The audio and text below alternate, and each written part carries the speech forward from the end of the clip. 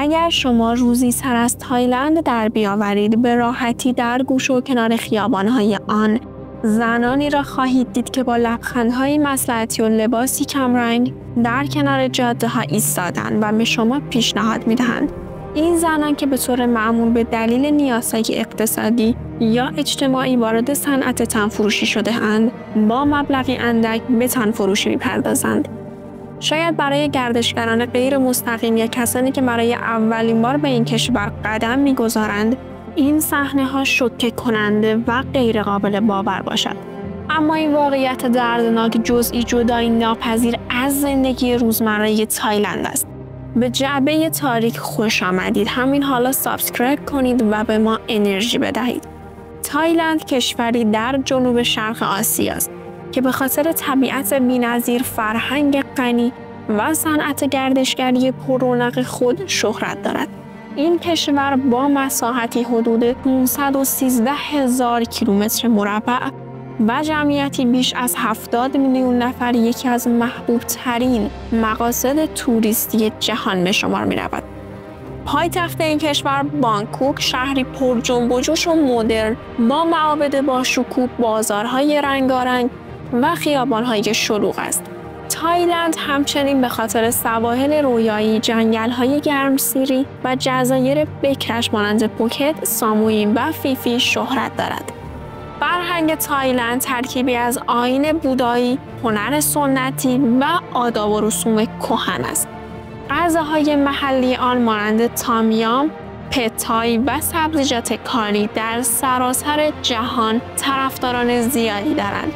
تایلند که به نام کشور مجردها شناخته می شود، از دیرباز مقصد بسیاری از گردشگران به ویژه مردان مجرد بوده است. اما دلایل این شهرت تنها به جاذبه‌های طبیعی و فرهنگی تایلند محدود نمی شود. صنعت توریسم جنسی در این کشور به یکی از بزرگترین و پررنگ‌ترین بخش‌های اقتصادی بدل شده است. جایی که در آن گردشگران با انگیزه‌های مختلف وارد این کشور می‌شوند و در ازای مبلغی اندک از خدمات جنسی بهره برداری می‌کنند. اما چه عواملی باعث می‌شود که چنین صنعتی در کشوری با تاریخ و فرهنگ غنی مانند تایلند تا این حد گسترش یابد؟ در واقع این صنعت نه تنها در سطح بین‌المللی شناخته شده است، بلکه برای بسیاری از مردم محلی به عنوان یک منبع درآمد اصلی به شمار می‌آید.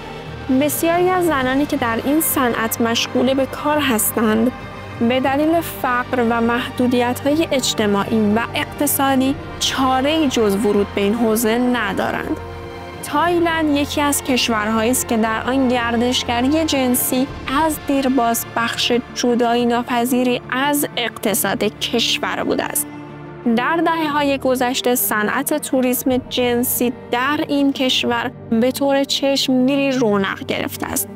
البته این پدیده نه تنها جنبه‌های اقتصادی دارد، بلکه تأثیرات اجتماعی و فرهنگی زیادی را نیز به همراه خود داشته است.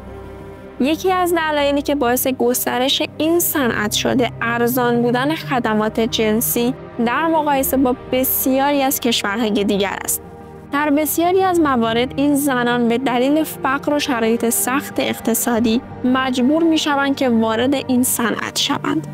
با این حال مهمترین چالشی که این زنان با آن مواجه هستند تأثیرات روانی و اجتماعی این شغل است. بسیاری از این زنان به دلیل نداشتن فرصت‌های شغلی دیگر به اجبار وارد این حرفه می‌شوند. شرایط بد اقتصادی، عدم دسترسی به آموزش و فرصت‌های شغلی بهتر باعث می‌شود که تن‌فروشی به عنوان تنها راه فرار از فقر و مشکلات مالی دیده شود.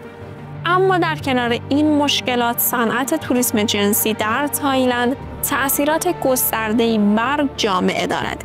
این صنعت نه تنها به عنوان یک منبع درآمد برای بسیاری از افراد درآمدزاست، بلکه به نوعی هویت فرهنگی خاصی برای تایلند ایجاد کرده است.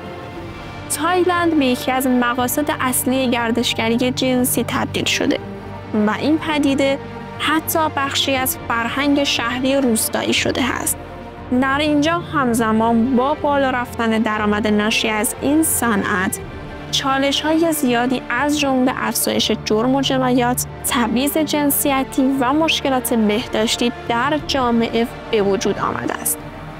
از سوی دیگر برخلاف بسیاری از کشورها که در برابر صنعت تن‌فروشی و گردشگری جنسی سیاست‌های سختگیرانه اتخاذ می‌کنند، تایلند به طور عمده به این صنعت نگاه تساهل‌آمیز داشته است. این امر موجب شده تا صنعت توریسم جنسی در این کشور به عنوان یک صنعت پولساز رونق بیشتری پیدا کند. بسیاری از مردم محلی و حتی مسئولان به جای دیدن این پدیده به عنوان یک مشکل اجتماعی، آن را به عنوان یک واقعیت اقتصادی می‌پذیرند. در نهایت این واقعیت که تایلند به عنوان یک مقصد گردشگری محبوب در سطح جهان شناخته می‌شود و در عین حال صنعت تن‌فروشی در آن به صورت علنی و گسترده‌ای وجود دارد، نه تنها یک چالش بزرگ برای کشور است، بلکه باید مورد بازنگری و تحلیل قرار گیرد. آیا تایلند باید به همین روند ادامه دهد یا اینکه زمان آن رسیده که در راستای تغییرات اجتماعی و اقتصادی در این کشور گام‌های موثری برداشته شود؟ تنها زمان خواهد گفت که این صنعت چه تأثیری بر آینده تایلند خواهد گذاشت و آیا تغییری در این روند خواهد بود یا خیر. اگر از این ویدیو لذت بردید حتما کانال جعبه تاریک را سابسکرایب کنید و با لایک این ویدیو از ما حمایت کنید. تا ویدیوی دیگر، بدرود.